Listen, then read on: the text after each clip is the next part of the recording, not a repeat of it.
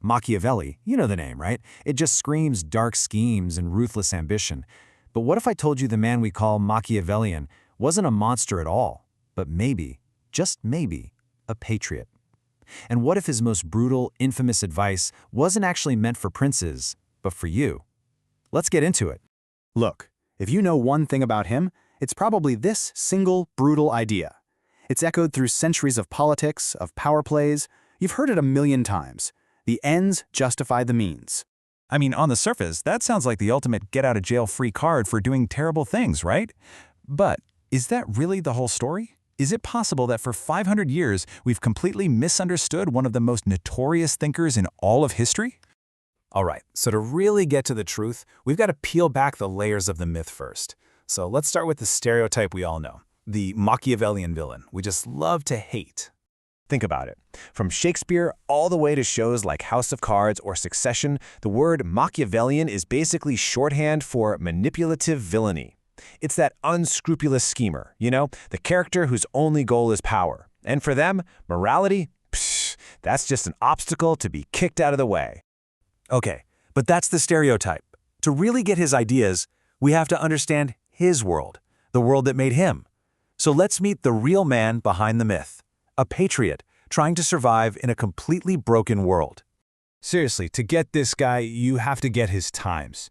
So I want you to just picture it, a fractured 15th century Italy. It's not a country, it's this chaotic chessboard of warring city-states. You got foreign invaders breathing down your neck and constant backstabbing palace intrigue. In this world, survival wasn't a guarantee, it was a daily, absolutely brutal fight.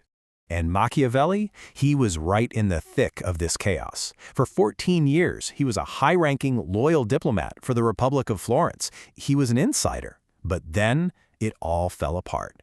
In 1512, the powerful Medici family staged a comeback and seized power. And Machiavelli, he was immediately thrown out, accused of being part of a conspiracy, arrested, tortured, and then exiled. It was from that absolute rock bottom, powerless, broke, and broken, that he sat down and wrote The Prince. So, what in the world did he write that made him so infamous? Let's crack open the cover of The Prince and take a look at this brutal playbook for rulers. Okay, so he poses one of the most famous questions in all of political philosophy. Is it better for a ruler to be feared or to be loved? His answer is just chillingly practical. Love, he says, is fickle.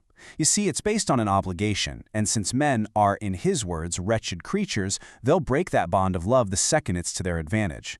But fear, fear, on the other hand, is constant. It's held in place by a dread of punishment, and that always works. So what does it actually take to rule effectively in a world like that? Machiavelli says a prince has to be two animals at once. You have to be a lion, strong enough to just frighten off the wolves. But you also have to be a fox, cunning enough to recognize the traps. You see the point? Brute strength is completely useless without strategy. And look, if you thought that was dark, his advice gets even more chilling when he talks about how to control a state you've just conquered. He lays out three basic options. 1, you can set up a puppet state. 2, you could actually go and live there yourself to keep direct control. Or 3, the surest, most guaranteed way to prevent an uprising, destroy it. Just wipe it out. Because, he argued, the memory of freedom is the single most dangerous fuel for a rebellion. Okay, I know what you're thinking. This sounds like a straight-up manual for tyranny, right? And maybe it is. But here's where we get to the real twist. What if this brutal advice isn't just about governing a country? What if it's actually a metaphor for governing the most chaotic, unpredictable state of them all, your own mind? This is where things get really interesting, because this is where Machiavelli transforms into this radical teacher of self-mastery. We're going to shift gears and look at how to master your inner state, the war for personal discipline. Now, to understand this, you have to get one crucial concept, his idea of virtù. And let me be super clear, this does not mean virtue in the moral sense, like being a good person. For Machiavelli, virtù is internal power. It's your strategic skill, your resilience, that relentless discipline you need to shape your own destiny, no matter what the world throws at you. He puts virtù up against its greatest enemy, Fortuna, which is basically luck or fate. And he had this amazing metaphor for it. He said Fortuna is like a raging, chaotic river that can just flood and destroy everything you've built in an instant. You can't stop the river from rising, right? But virtue, that's the dikes and barriers you build during the calm times. It's the hard work, the disciplined preparation that makes sure you don't get completely washed away when the storm inevitably hits. And for Machiavelli, this isn't some nice self-help tip. It's not a good habit, it is war. It's an internal war. And in this war, you either govern your own mind like a prince governs his army, or you will be crushed by your own weaknesses. I mean, it doesn't get much clearer than that. You are either the ruler of your mind, or you are its slave. So, this brings us to the great, enduring puzzle of Machiavelli. This is the question that scholars have been fighting about for 500 years. Was he writing a guide for tyrants, or was he writing a warning for citizens?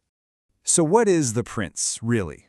On one hand, maybe it's exactly what it looks like. A genuine manual for tyrants. A cold, hard handbook on how to get power and keep it no matter the cost.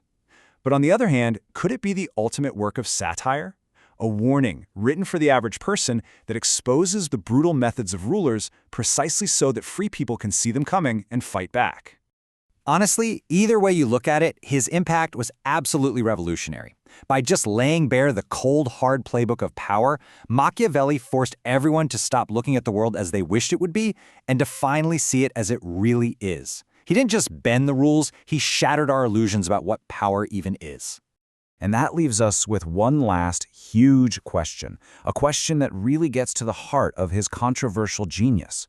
By showing us the mechanics of power with such brutal, unflinching honesty, did Machiavelli show us the road to hell so that we could learn how to avoid it?